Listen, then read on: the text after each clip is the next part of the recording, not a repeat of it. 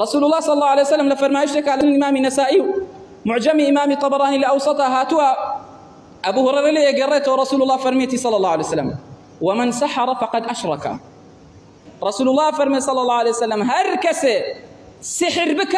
أو الشرك بو رب العالمين قرار داوا، الشرك بو رب العالمين بالريار داوا. للروايتكي مصنفي عبد الرزاق رسول الله فرمي صلى الله عليه وسلم ومن سحر فقد كفر. هركس سحر بك هركس جادو بك جادو بلاو كاتو بي كافر أبي بويا أو كسي كسحر جادوك شبناوي شيخاتي به شبناوي طريقته به شلجرناوي ملايتي ومنديلو جبه وميزره به شبناوي بياو شاكو بياو خاو به كخول بكاته شاوي خلقيوا بعد شاك بزاني راسته لدنيا باريكي بيبياكا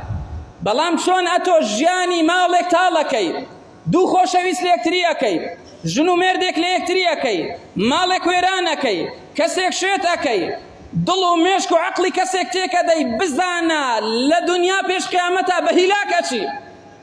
خۆت بە فەوتان و بە فەتارەتا بردووە. دەکەواتە هەر کەسێ سحر بکە هەر کەسێ سحر باز بە ڕاستە پارە پێیاکە بەڵام وەڵڵاهی شەوان بە ئارامی سەر لەسەر سەرین دانانێ وەڕۆژ بە ئارامی بە ئاسوودەی ناکاتەوە. ژیانێکی قەلەقی هەیە چۆن ژیانی خەڵکی وێرانەکە چۆن ژیانی خەڵکی تاڵەکە ئاواش رب العالەمی ژیانی لێ تاڵەکە. بۆ یەکێک لەو سحر باز و لەو جادوکەرانەی کەوا تەوبەی کردبوو لەو کۆتایانە کۆمەڵێک کتێبی هێنا بۆ لای مامۆستایەکەی گوت ئەو جادوەی کەوا من ئەم کرد 190 لە ژن و مێردم ئەکرد 190 ژن و مێردم لە یەکتری ئەکرد